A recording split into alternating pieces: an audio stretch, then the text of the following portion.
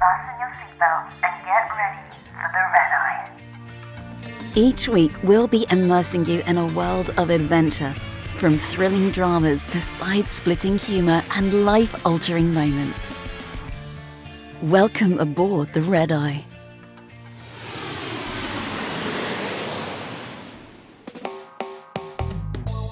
Crew will have a good time wherever they go. They can sit by a pool after a flight and share stories along with cheap wine and chips from the nearest Trader Joe's. They can party in a hotel room until the early hours, or even on a bus if the journey is long enough and someone has made some bus juice. They can find an Irish bar in most big cities, or a rooftop bar with a great happy hour for those on the gram. It's a well-known saying that we can have a champagne lifestyle on a lemonade income, and never is this more true than when we find ourselves staying at 5-star resorts on Caribbean islands, places that we could probably not afford on our wages. And not only that, when those hotels are all-inclusive of food and drink, well, it would be rude not to make the most of it, wouldn't it? So, make the most of it we do. All the while trying not to do anything too stupid and get in trouble with our airlines for bad behaviour. Nobody wants to be hauled in for a meeting with tea but no biscuits. But we can't be held responsible for the people who decide to join in, can we? Well, weather looks all right to me, said the man opposite Chelsea at the L3 door. He was wringing his hands, leaning over his wife to look out of the window. Chelsea couldn't disagree. After the captain's PA just a couple of hours ago and his talk of diverting due to terrible weather in the area, blue skies and sunshine met them in Montego Bay, and they taxied onto stand just ahead of schedule. "Yes, sir, to me too," she said, standing up to disarm her door. "We must have just missed it," she smiled, relieved that her 48-hour layover in paradise hadn't been cut short. She stood at her door and smiled as the passengers she'd been serving all flight filed past her. The couple on their honeymoon, the man who had drunk too much and they'd stopped serving alcohol to, the lady who took 8 sugars with her tea. "Goodbye, sir. Goodbye, madam," she repeated until the last one had gone past. She reached into the overhead lockers and pulled down her bag, taking out her heeled shoes and her sunglasses. Jake was already speeding up the aisle from the back of the plane, pulling his wheelie bag behind him. "Get me to that bar and an espresso martini in my hand," he said, raising an invisible glass. "I hear you, sister," said Chelsea. The flight had been long and busy, but it would all be worth it when they got to the hotel. It was the nicest one they stayed at, and all-inclusive to boot. She could picture the bar staff's faces now, rolling their eyes as 15 overtired and overexcited crew descended on them, demanding espresso martinis and champagne, as they did night after night after night. "Let's get off," she said as she zipped up her bag. The aircraft was empty now, and there was no time to waste. "Last one to the bar gets the shots in," Jake called over his shoulder in front of her. The next morning, Chelsea stood on her balcony and breathed in deeply. The sea air went some way to clearing her head, but she needed food, and perhaps a Bloody Mary. And then, after breakfast, a dip in the Caribbean Sea to eradicate the last of this hangover. This dehydrated, low-level hangover that always seemed to follow even the smallest amount of drinking after a long flight. They'd all been too tired to stay up late last night, so had succumbed to sleep and made a pact to make the most of it today. The WhatsApp group pinged on her phone. "I've got us a big table for breakfast and ordered 6 mimosas. Come in now," Chelsea messaged back, throwing her sunscreen into her beach bag and slipping her feet into her Havaianas. "Save one of those for me," she added quickly as she left her room. The mimosas became Bloody Marys, and by the time they made it from the buffet to the beach at around 11 a.m, the group of crew were very much in vacation mode. "Chelsea, have you got a fella?" Jess asked, laying on her side on the daybed next to her, drinking her frozen daiquiri through a straw. "Nah," said Chelsea. "I don't have much luck with guys." "Ah, me neither, babe," said Jake over her shoulder. The girls both laughed. "You'll find one soon enough," said Jess kindly. Aye, so me mum says. Chelsea sighed and rolled her eyes. Her problem wasn't finding them, though. That was the easy part. It was keeping them that was the problem. It seemed that all the guys she met were always the wrong type, the ones who came without strings with which to attach herself to them. She blamed herself mostly. She was naturally excitable. She always got too keen early on and seemed to scare them away before they'd had a chance to fall for her irresistible charms. Well, that was how she saw it anyway. Something caught her eye, and she lifted up her sunglasses to get a better look. "Well, good morning to you," she said quietly, as two tall, broad men in board shorts and rash vests walked right in their direction. "Ladies," one of them said in greeting when they were just a few feet away. Hello," Jake called back. "We're not all ladies here, you know." "And gentlemen, I'm so sorry," the man apologised.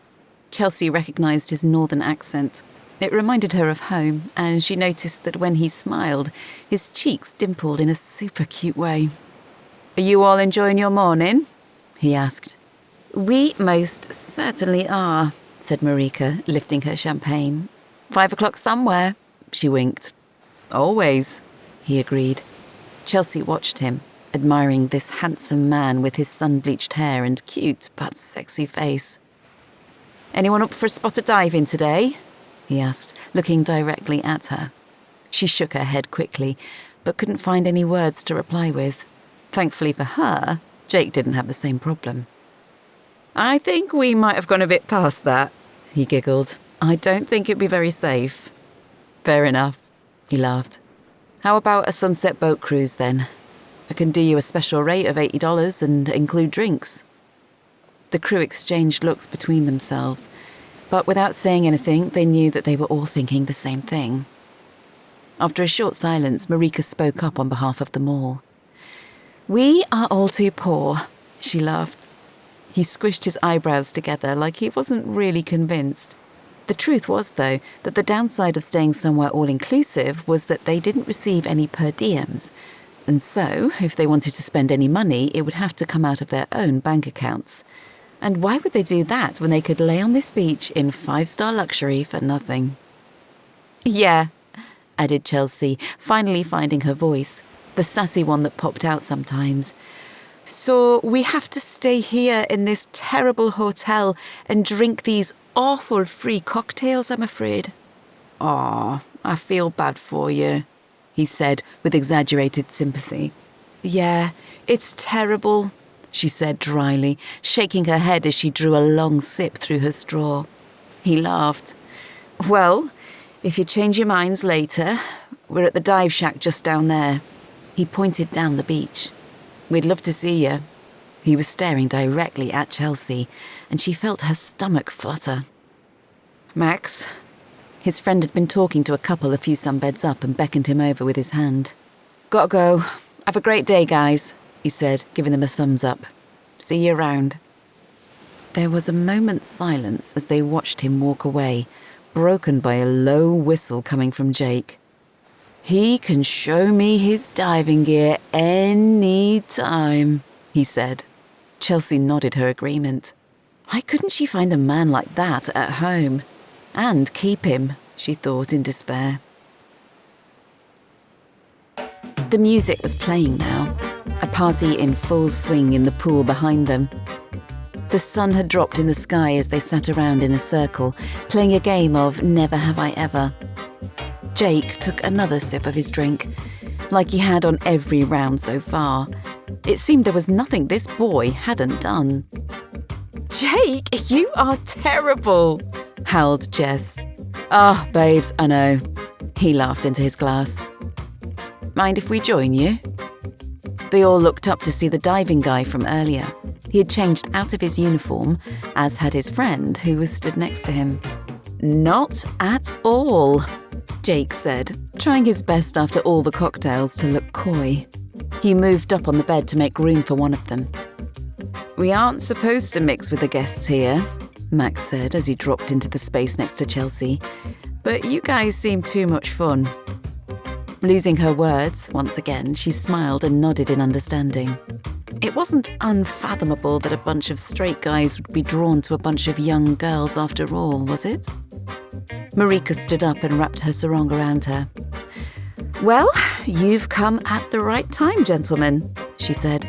"It's my round and I'm going to the bar. And since it's free, I am going to offer to get you one too."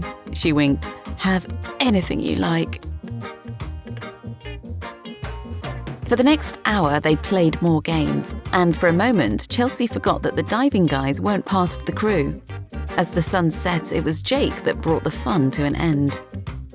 "Captain's booked dinner for 8, he said, reading the message on his phone. 45 minutes from now, people." "Damn," said Jess, jumping up. "I need to wash my hair." "Crikey, me too," said Marika. "Me too," said Chelsea. She stood up too quickly and her head span. She definitely needed to eat something. Max was looking up at her. "See you around?" she asked. "I hope so," he said, with a smile that made her head spin again. It was amazing how different people were after a few drinks, thought Chelsea as she watched the captain gyrate across the dance floor of the hotel's nightclub. The man had some serious rhythm. For someone who had been reluctant to come with them after dinner, well, here he was, owning the floor, like he was the only one on it. Jake was a close second in the dance-off that was unfolding, as one after another they took turns to show what they could do. On the far side, she couldn't help but notice the flight manager and first officer seemed to only have eyes for each other. "Oh my, I think this is my favourite flight so far," shouted Jess over the music. She was only in her 3rd month with the airline. "Always," agreed Chelsea. She would take this over a night-stop deli any day, even without the per diems. She would worry about saving up for her own place when she'd grown up, and that wasn't on this year's to-do list. Jake started dancing over towards them, shaking his hips from side to side. "Hoo-hoo!" called Marika, circling her fist in the air. He danced harder the louder she cheered. Suddenly, his face changed. The smile became more seductive, the moves smoother. Chelsea looked over her shoulder to where he was looking, her heart jumping when she saw the guys from the dive shack walking over towards them. 4 of them in total, and a girl. Max saw her and smiled, making a beeline straight for them. "I thought you weren't allowed to drink in the hotel," she said, smiling widely. She wasn't wasted yet, but she was definitely drunk enough to forget about being nervous around him. Max put his finger to his lips. "We are in so much trouble if they see us. We came back in uniform and told security we had a night dive." Chelsea spluttered a laugh. "You're so naughty. I'll get the drinks in then. Good job they're free," she said, rolling her eyes. "You lot just try and blend in." From the booth on the side of the dance floor, Chelsea and Max watched as their friends danced and flirted. The Australian, who she now knew as Kyle, had seemed to be hitting it off with Marika until she had suddenly disappeared, saying goodnight on the WhatsApp group once she'd got back to her room, alone. "Do you want to tell him she's not coming back?" asked Chelsea. Max shook his head. He'll get over it," he said, putting his hand on her thigh below the table. It felt hot against her bare skin. "I think he's over it already." Chelsea nudged him and tipped her head in the direction of the dance floor, onto where Jake had pulled a very drunk Kyle. To Chelsea's surprise, it looked like they were getting quite cosy. Or was she imagining it? "Would he?" she asked. "Nah, definitely not." Max clearly knew what she meant and shook his head. Definitely at first, and then not so much as he too watched them dance. "I don't think he's for turning." In the way that drunken nights so often are, the decisions we make can seem so much more stupid in the cold light of day. Shit. Chelsea opened one eye. Max was sat on the edge of her bed, looking down at his phone, rubbing his hair back and forth with his free hand. "What's happened?" she asked, pulling herself up slowly. "Chris got caught by security. Stupid git tried to bribe the guard." "No, Will he be in trouble? She pulled the sheet up across her naked body and ran her fingers under her eyes to remove any old eye makeup. Max nodded without turning around. He'll probably get the sack. Oh no, I'm so sorry. Chelsea's stomach dropped at the thought. Not your fault. He stood up now and leaned over to kiss her. Mind if I take a quick shower before work? Go ahead, she said, picking up her phone from the bedside table and scrolling through the group chat. Marika had crashed early. There was a rumour that the first officer and flight manager had snuck off together. And Jake... Chelsea stopped scrolling, her eyes wide as she read his account of the night, the bit after Kyle had been persuaded to go back to his room. He went into more detail than she needed to know. I'll see you down the beach. Max appeared, dressed in his uniform, and picked up a rucksack that she didn't recall him bringing. Yeah, she said, looking up and remembering to smile. All good? Max frowned. Yes, she said. Just hope Chris is okay and you don't all get into trouble. We'll be okay, he smiled. I'd better be careful now, though. Any chance you can check the coast is clear? Chelsea got up, wrapping the sheet around her, and walked to the door, opening it a little and checking there were no hotel staff in the corridor. You're clear, she said, holding it open to let him out. Back on her bed, Chelsea read Jake's message one more time. Why did things still shock her after all these years, she wondered.